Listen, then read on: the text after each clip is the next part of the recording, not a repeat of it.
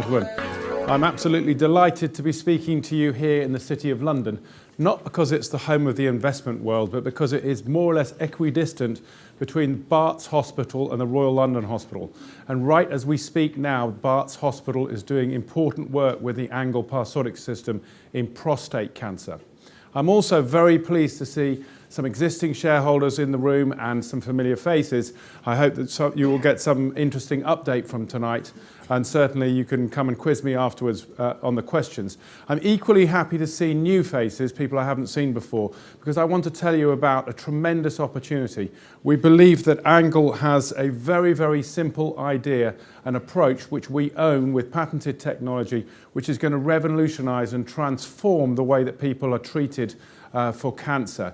And that's going to have a number of major impacts. It's going to reduce the medical problems from cancer. It's going to improve people's lives who have cancer. It's going to reduce healthcare costs and therefore make the burden of other treatment easier to carry. And importantly, that is going to translate into driving shareholder value for Angle's shareholder base. And what I'm going to talk to you about is personalised cancer care.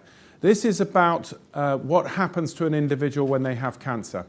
And it is an assumed thing that if somebody has, for example, breast cancer, then they have the same cancer as another person who has breast cancer. That is just not the case. It is not the case at all. In fact, it is simply that they have cancer in the same part of the body. And this is exactly the same with colorectal cancer, prostate cancer, and all the different cancers. This is a disease which is very heterogeneous. The cells in the cancer disease are different from one patient to another. And the real problem that we're suffering at the moment is that everybody is treated with a one-size-fits-all approach to care. So they're all offered the same treatment even though their diseases are different. That seems crazy, doesn't it? I'm going to explain to you why that is, and I'm going to explain to you how our company with our product called Parsotix is going to help to effect a change to deliver what Barack Obama calls precision medicine. That is medicine targeted to the disease of the individual patient. That is avoiding giving patients treatment which is not helping them, it's giving them toxic side effects, and it's costing a lot of money. So far, far better to identify what specific treatment will help that individual patient's disease. But it's a monumentally difficult task, though, because not only does each patient have a different disease, even though they've got colorectal cancer, they've all got different diseases. Not only that, but their own disease is constantly mutating and changing. So the doctors may have an idea initially, but subsequently during their treatment, they don't actually know how to treat them. And obviously, we've got a big problem with cancer. There's now, this slide's actually now out of date. Cancer Research UK have published statistics saying that 1 in 2 of us in this room is likely to experience cancer during our lifetime. So it's a very, very prevalent disease, and unfortunately a lot of people are going to be dying of that in the future. But in terms of the need to reduce healthcare costs, I've touched on that already. The way to do that is to provide specific drugs and other therapies that actually meet the specific needs of the individual. So if you could identify which mutation that patient has and then give them a drug which helps them, you're reducing costs and improving their outcome. And listed there are a number of the major drugs which have been developed which do just this. Every single major pharmaceutical company in the world is developing targeted medicines for cancer at the moment. And every single one of them needs to understand the mutational status of the cohorts of patients that they want to treat. How do they do that? Well, the standard way of doing it is something called a solid biopsy. And this is simply a surgical extraction of some of the cancer, cutting out some of the cancer so that those cancer cells can be analysed. And that's standard. And you can imagine in breast cancer, there's a lump. The lump is cut out. That's how they get the cancer cells. Same thing with colorectal cancer. They use a colonoscopy. They find a growth. They cut that out and they analyse it. And that gives a good bit of information and enables the selection of drugs at the start of people's treatment. However, how many times have we heard of people we know whose tumour has reduced? We've been told everything's been very, very successful, a 90% reduction in the tumour, and everybody, including the patient's hopes, rise, only to be dashed when we hear that the 10% that's remaining has not been eradicated, the drugs that are being deployed are not working, and the patient is unfortunately going to die fairly soon. And this is because the remaining 10% is mutationally different from the 90% that's being cured. It is absolutely essential to understand the mutational status of the remaining cancer during the course of the patient's treatment. But there's no way to do that, because you can't go back in and cut out the lump. You've already cut the lump out, it's no longer there. So how do you get cancer cells? Well, very fortunately, with regard to our product and with regard to the treatment of patients, there are circulating tumour cells which exist within the bloodstream. And what happens is the primary tumour is growing and it drops cancer cells into the bloodstream. Now, these are pernicious metastatic cells which are seeking to find somewhere else in the body to land and start a secondary cancer. And most patients die of their secondary cancer. However, they offer the key to this particular puzzle.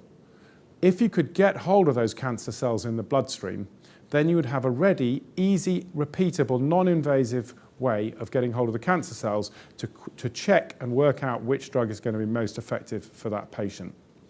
However, it is a phenomenally difficult technical challenge, and you'll see that the engineering solution that we have developed to address this is very, very smart. I would point out at this point, this is technology which is owned by Angle PLC. We have intellectual property covering this worldwide, including 2 granted US patents. So, this is going to show you how our system works. We have a small microscope side shaped cassette. I'm going to hold it up in a minute, but first of all, just watch this animation. The blood flows into the cassette, and this is just showing you an illustration of how it works. We have a series of steps which are designed to capture the cancer cells, which are shown green here. The white blood cells obviously white and the red blood cells red. You can see the cancer cells are much larger than the other cells. They're approximately 3 times bigger than the white blood cells. So we have a patented gap system whereby the gap size is set at a level which will capture the cancer cells. Everything else will wash through. There'll be a few residual white blood cells and a few red blood cells, but basically it's the captured cancer cells, notwithstanding the fact that there's only 1 cancer cell in 1,000 million blood cells. This works. And I have one in my hand here. So there's a microscope slide plastic consumable. This is a one-time use piece of kit.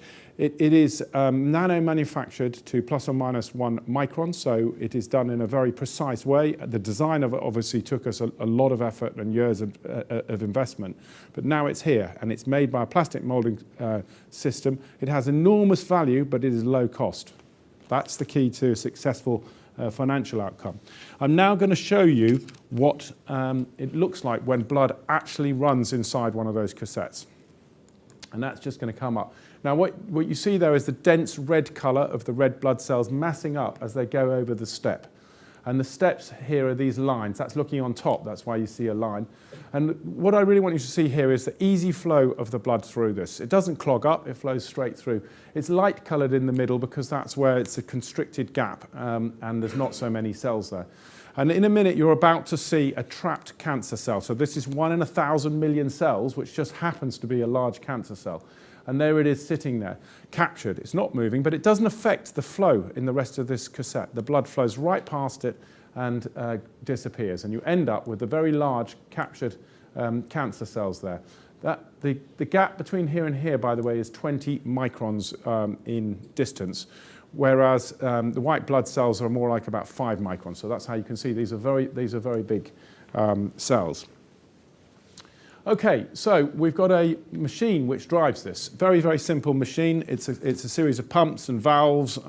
It's been precision engineered, but basically there's nothing particularly clever in there other than the way that it operates, which is fully automated, so that the user simply loads a blood sample from the patient. Now, just to be clear, this is a peripheral blood draw, just exactly the same as probably everybody in this room has had a blood test sometime in their life. That's all we're talking about. Very, very simple. They take that exact tube, take the top off it, put it in our machine, hit the button, and it's an automated process which pushes the blood through the cassette as it sits inside that purpose-built clamp. So the user doesn't have to do anything except load the blood and hit the button. When it's finished, they can change this valve, and then they can run the harvest procedure, and that very cleverly reverses the flow washes the captured cells back out. All the blood cells have gone to waste, washes the captured cancer cells out and presents them for analysis. So we're calling this a liquid biopsy. It's no different from surgically cutting out material to get cancer cells. It's just easier to do and can be repeated as often as you might like. So obviously this has a transformational potential for treating cancer patients, and my job is to get this being used in treating patients as fast as humanly possible. We've estimated there's an £8 billion market for this, so it's a huge market opportunity.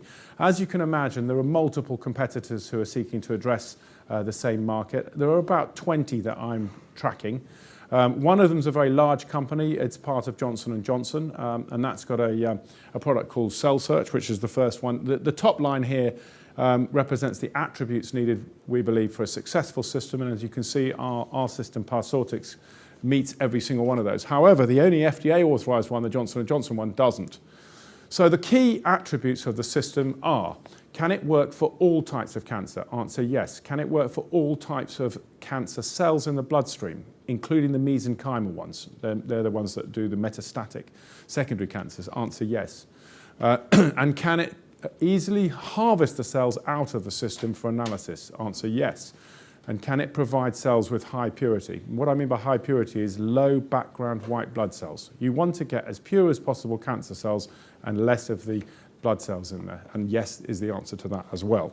So this is a system that's been fully developed and it's working. So now we're taking it to market, and we're moving as hard and fast as we can into the sales cycle. The concept's developed, as you've seen. It's been productized already.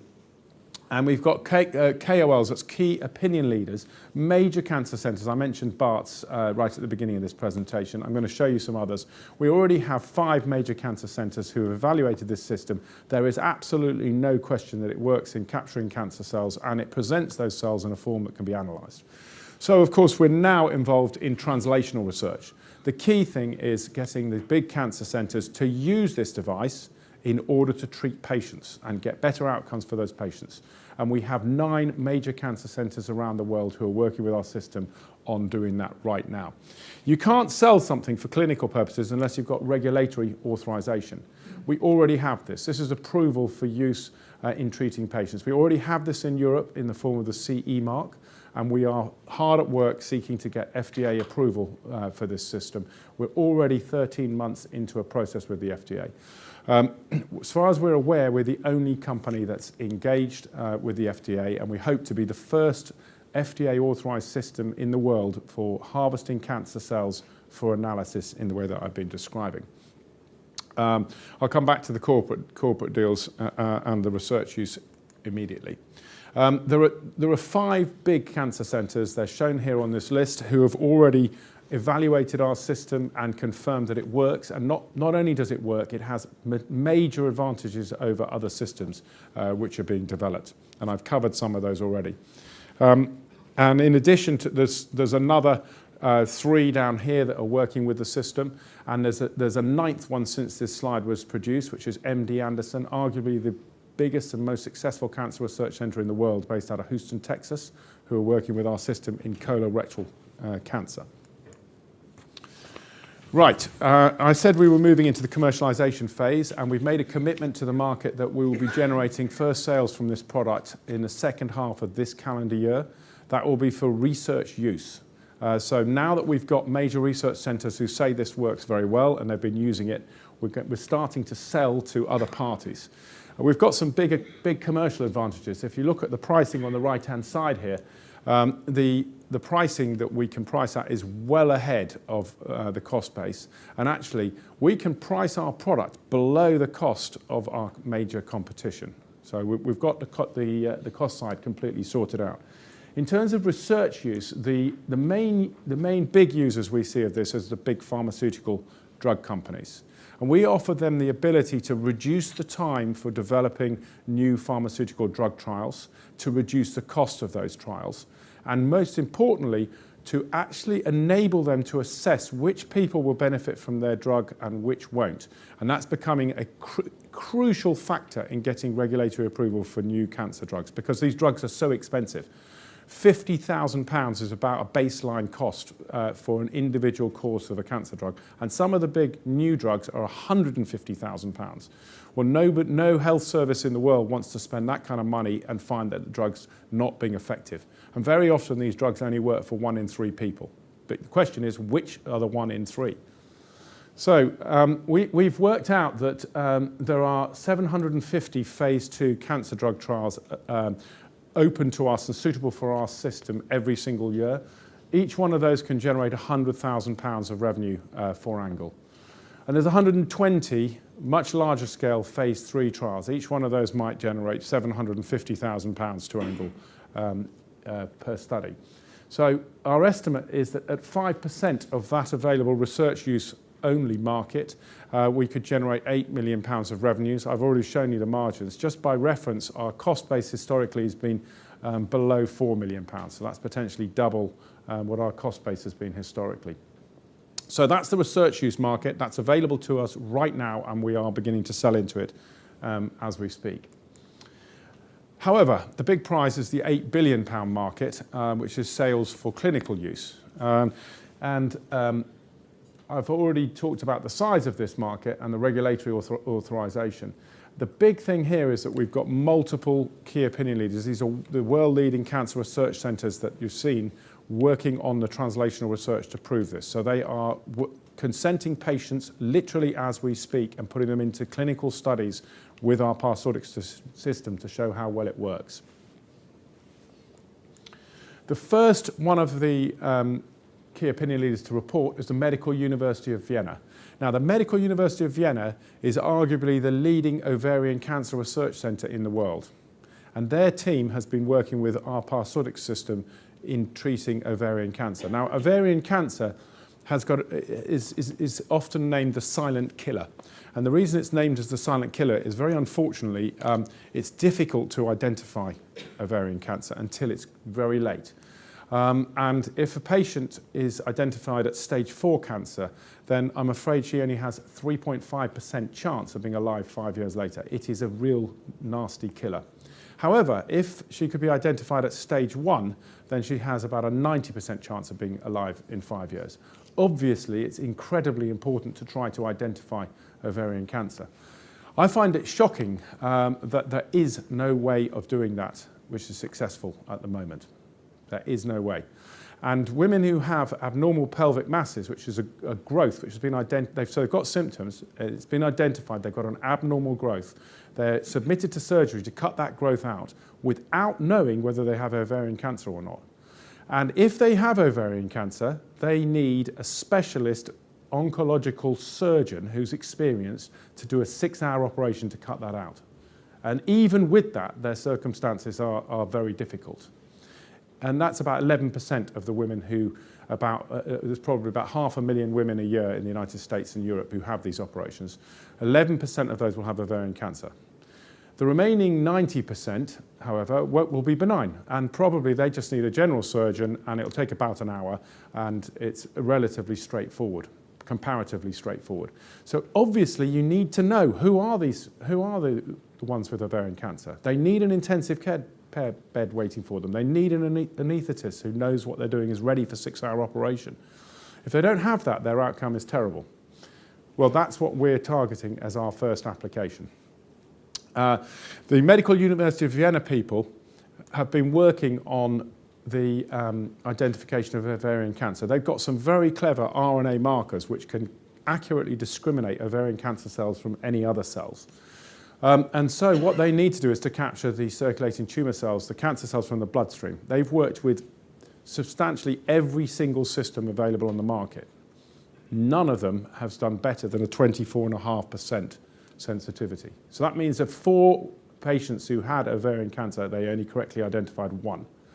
In our system, in the initial study, they've identified 90% sensitivity. And what's more, they had 100% specificity. The biggest problem with the existing systems is the specificity. That means false positives. So how many times does it say somebody's got ovarian cancer when they haven't? The answer with current systems is each one they get right, they get 1.5 wrong. Well, that's not a usable system. In our case, 100% specificity. In healthy, normal volunteer patients, they didn't find any which showed up as if they had ovarian cancer.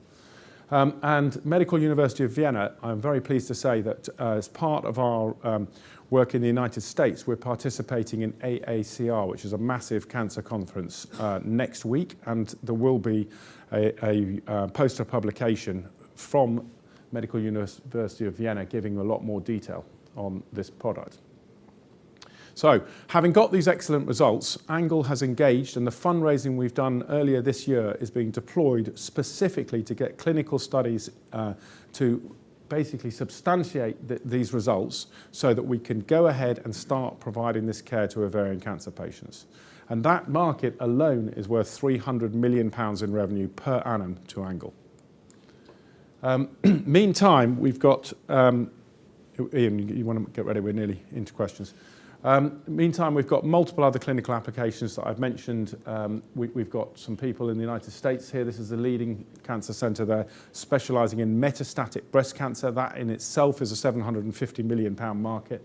I mentioned prostate cancer with Barts, which is nearby. Cancer Research UK Manchester, I haven't dwelled on them, but they've been working with our system for over 2 years now. The Manchester Institute is attached to the Christie Hospital in Manchester, which is Europe's largest cancer hospital by number of patients.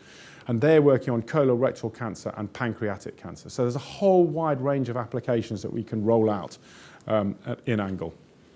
And so just to summarise now, and then we'll move into questions, what we're talking about here is a simple blood test.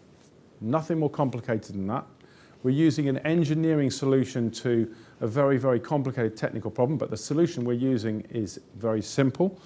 The system has been developed already. It works already. 5 big cancer centres have confirmed that. And we now have 9 major cancer centres doing translational research, who are all people who are the top of their game in the cancer research fields, whose job is to try and bring treatment to patients. We've got a clear path to commercialisation. We're moving into research use sales this year. Shortly, we're going to be, as soon as possible, going into clinical sales, probably about 18 months from now. We've got funding in place, having had an oversubscribed placing earlier this year. Angle's got a lot of momentum building. We're looking to make Parsortix inside. So basically, we're still in this term from Intel. If you look at every laptop and computer, it says Intel inside, Intel inside. Doesn't matter which manufacturer it is. That's what we want. We want to have Parsortix inside all of the analytical systems which already exist for analysing cancer cells. We're just giving them the cancer cells in a different way. Thank you very much.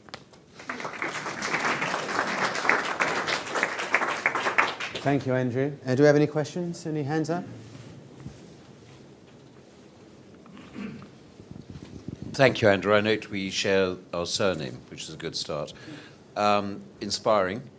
How far off are you from full FDA approval in terms of cost and time post-clinical trials? Yes. So the FDA authorization is something that, as I mentioned, we've been working on for longer than that, but we've made a submission to them 13 months ago. And we're in an active dialogue with them to get our system approved. I'm standing with a light in my eyes. Get our system approved. We've presented them with some challenges. The first challenge is we want to be the first system that has ever been approved for harvesting cancer cells. And that in itself creates a number of sort of concerns for them. They're trying to work out what questions they need to ask us and make sure we're giving them the correct answers. Predominantly to do with health and safety and outcome for patients. The second problem is if you like, a self-invoked problem by Angle, which is that we have deliberately gone for a wide application.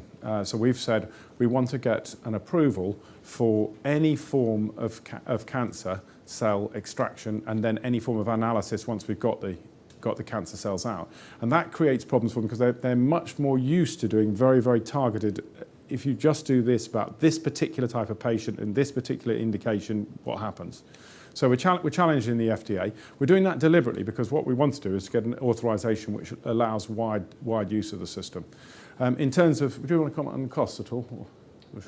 Pursuing the FDA is a relatively modest cost, depending on what they come back on some of the data. The actual regulatory advice and the external advisors we're using, it's modest. We've put data in, we've got a lot of data. where there might be a cost implication if they come back and ask for some additional data, but we're working with the key opinion leaders to get that data in any case because we need it for clinical applications further down the line. Thank you. Any other questions? Can you wait for the mic? Thank you. I note you only need a CE mark to sell into Europe, which is great news. In terms of manufacturing the machines and the disposables, what's your plan for manufacturing those, and where are you in gearing up? So we've taken a very lean approach to how we develop the business. So we've outsourced our manufacturing and a lot of the design that was associated with getting the product developed and the cassette developed. So in terms of the machines, we use a company called Cogent, who are based in Suffolk, and they're a pretty large organisation. We can scale it very quickly. As Andrew mentioned, we use a lot of standard components, so there's not long lead times, so we can turn the handle fairly quickly. The underlying cost, it's about 6.5K for a machine, so it's very, very easy to do. In terms of the cassettes, they're a slightly longer lead time. It's a specialist nano manufacturer based in Germany called Thinks. But again, we just have to get into their workflows, but they're also geared up. They can scale up and produce as many cassettes as we need. So we have no limitations in terms of machines or cassettes and what we can produce and when we need it. It's just a fairly modest lead time. Question at the back, please. Sorry, Andrew, could you please give us a little bit of background of yourself? And second question, who are your competitors in this? Yes, okay, myself. My first degree is in engineering science at Cambridge. I worked in some engineering companies during my gap year and then in my long vacs. I realised that there weren't any engineers running these companies, and what I actually needed is some commercial experience. So I trained in finance as well, so I'm a chartered accountant. I worked with KPMG. I worked for a couple of years in the United States, in Boston, Massachusetts, with the emerging technology companies. I actually did one of the first ever floats for a medtech company in Boston while I was there. Came back, set up the technology practice at KPMG in UK and then Europe, which is where I first started working with Ian. We were at KPMG together, and then founded Angle in 1994. We've had a history where we've established a number of technology companies. It's all to a 25-year plan, and that was to identify one really world-class company and focus all our efforts. So those shareholders in the room who have been following us for a few years will have seen that we have progressively over the last 3 years, we've sold out of various other companies and reorientated all our resources into Parsortix, because this is the best opportunity we've come across ever. Oh, you wanted to ask about competitors? Sorry. Competitors, there are two main categories of competitors. There are competitors who use a chemical reaction to capture cancer cells, which is called an antibody-based system. Cell search is one of those. The problem with antibodies is it only works if there's a cell surface marker on the cell. And other than three main cancers, colorectal, prostate cancer, and help me? Breast cancer, they haven't been able to prove that their system works for the other cancers. And secondly, the individual cells in the bloodstream, the metastatic ones, the mesenchymal ones, don't have the cell surface markers. And that's why the antibody systems didn't work in ovarian cancer. They don't work for that. And secondly, there's a membrane-based technology. There's a group of companies who have membrane technology where they set a pore size to capture the cell based on size. That's a really good approach, actually, and it does capture quite a lot of cells. Problem is that the cells get stuck inside the pore. They can't then harvest them out for analysis. So it means that you can't use it for the key application that you want to do. I'd probably add as well at the moment that there's another area which is called cell-free DNA, and that's slightly more advanced and developed in where it is in getting into the market, and people such as Illumina are using next-generation sequencing on that. But that has its problems, one of which is it only provides an answer based on DNA, whereas if you've got a CTC, you can also do RNA analysis and protein analysis, and the markers that have been developed by Vienna, for example, are all RNA, and that's where we're getting some very good results. Any other questions? Gentleman here first, please. Obviously, getting FDA approval would be very important for the success of this company. what is the likelihood, or what would be the biggest reason for the FDA to deny approval?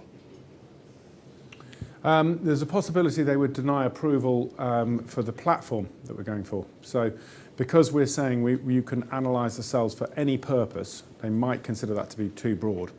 And they have already told us, in fact, that we originally went for a submission of any kind of cell coming from blood, and they've said that's too broad, you need to zero it down on one or more types of cancer, and we've agreed to do that. So there is a possibility they might say the breadth of analytical application is too wide, we're not satisfied with that.